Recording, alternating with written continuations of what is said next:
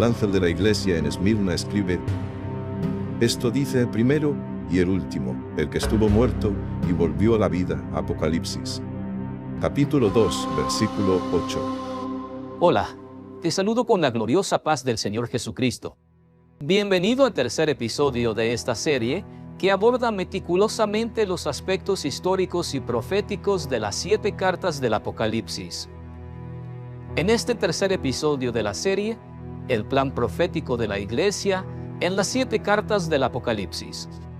Hablaremos sobre la carta a la Iglesia de Esmirna.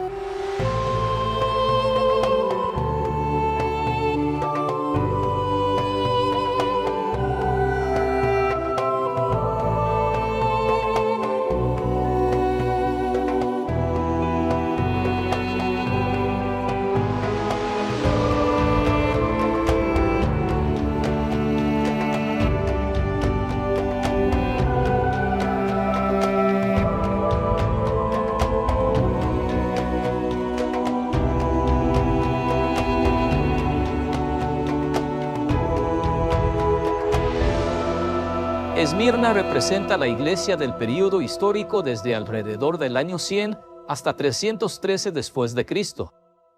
Fue el período de grandes persecuciones contra los cristianos, quienes fueron quemados vivos en la hoguera, decapitados, arrojados a las bestias en las arenas o muertos en cruces.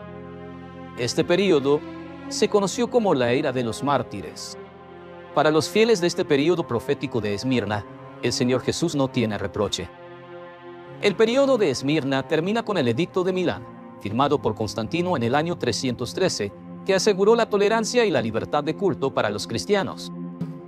Durante este período surgieron 10 oleadas de persecuciones, comenzando con Nerón, el emperador romano, y seguidas por otros.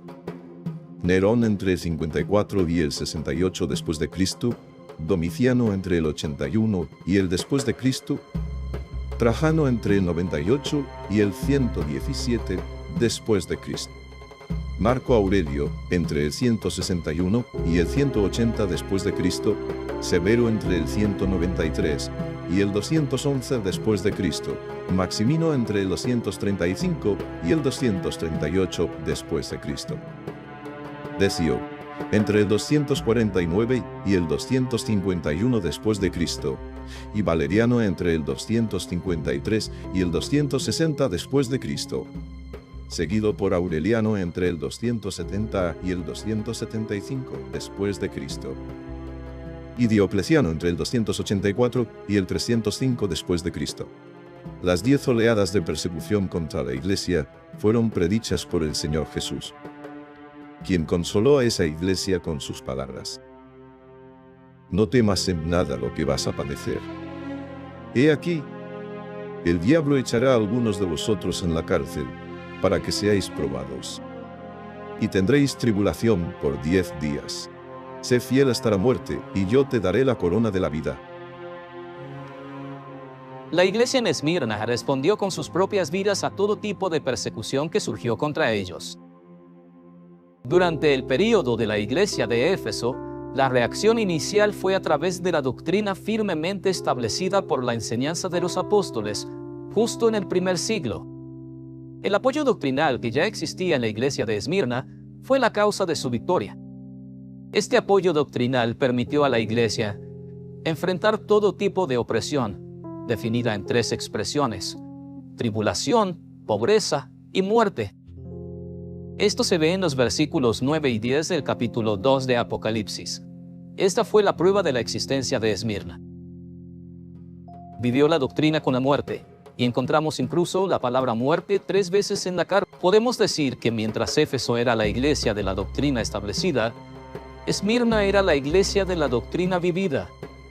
En la carta a la primera iglesia, Éfeso, se destacan las mentiras, el mundo y la carne, pero en la carta a Esmirna, se destacan la tribulación, la pobreza y la muerte. Aprovechando esto, el deseo del maligno era desviar la doctrina, o más bien, diluir la doctrina, con enseñanzas similares a la verdad ya expuesta, pero que socavarían los fundamentos de la iglesia.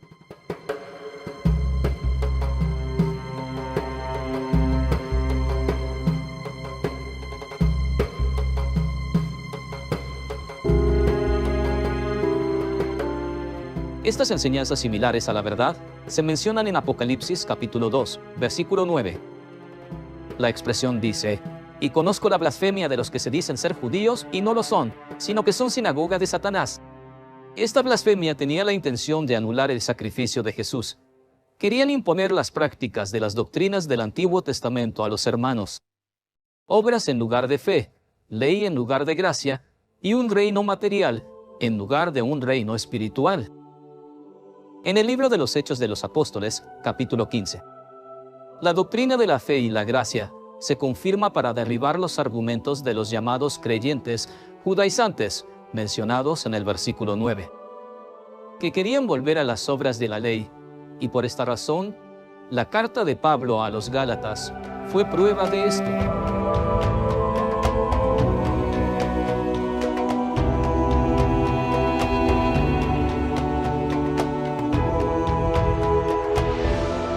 Cruces, hogueras y arenas fueron la gran prueba de la existencia de la iglesia, que, sin vacilar, iba al martirio cantando alabanzas al Señor. De ahí, el nombre Esmirna, derivado de una planta del oriente, que cuanto más se pisa, más exuda fragancia en este período de la historia. Se registra el martirio de Policarpo, quien fue llamado el obispo de Esmirna, el lugar donde estamos ahora, y él fue, según los historiadores, un discípulo del apóstol Juan. Murió quemado en la hoguera, aquí en Esmirna, en el año 155 después de Cristo. Pero cuanto más cristianos morían en cruces, hogueras y arenas, más paganos se convertían al cristianismo.